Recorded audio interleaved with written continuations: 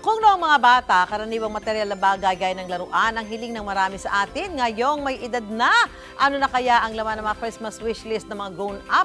Alamin yan sa unang balita ni Von Aquino. Noong bata pa si Marilyn, bagong laruan at damit ang kanyang Christmas wish.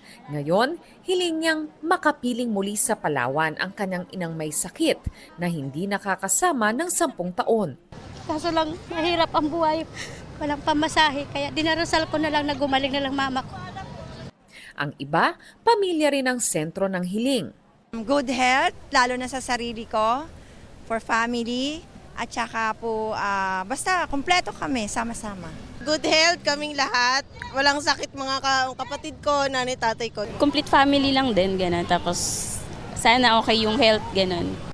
Ayon sa isang psychiatrist, kadalasan kapag umabot na sa 40s o 60s ang isang tao, mas nagiging simple na ang grown-up Christmas list. It's not more of the financial capacity, but it's more on how you were able to touch lives and make the lives of all your family better. Pero sa murang edad na siyam, ang vendor na ito ng pagkain sa Plaza Miranda nagtitinda para pandagdag sa gamot ng kanyang lola. Bakas din sa mata ang mas malalim na pananaw at hiling sa Pasko. Sana po gumaling si Lola para makaano ulit po kami. Maging masaya sa Pasko. Apo. Siya po yung yung bumipili po ng gatas sa amin. Siya rin po yung bumibili ng pagkain namin. Habang may ibang para sa kapakanan ng kapwa ang Christmas wish. Ayoko nang yung mga pulubi na may baso sa harapan na payat. Ayoko nakikita. Magkaroon sila ng yung permanenteng kung saan sila nakatira.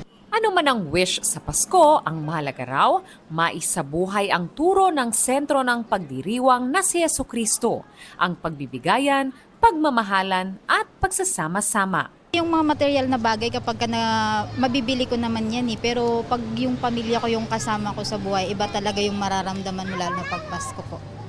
Itong unang balita, Von Aquino para sa GMA Integrated News. Gusto mo bang mauna sa mga balita? Mag-subscribe na sa GMA Integrated News sa YouTube at tumutok sa unang balita.